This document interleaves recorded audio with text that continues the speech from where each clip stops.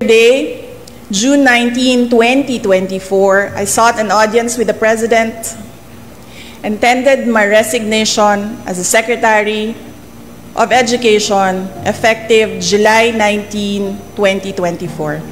I have given my 30-day notice to ensure the proper and orderly transition for the benefit of the next Secretary.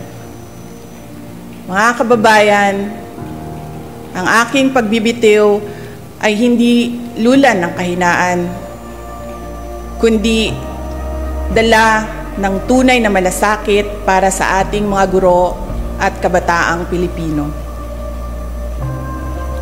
Bagamat hindi ako magpapatuloy na mamamahala sa kagawaran, patuloy pa rin nating itataguyod ang kalidad ng edukasyon na nararapat para sa Pilipino.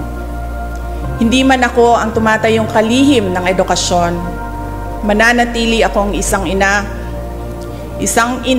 na nagmamatyag at titindig para sa kapakanan ng bawat guro at bawat mag-aaral sa Pilipinas.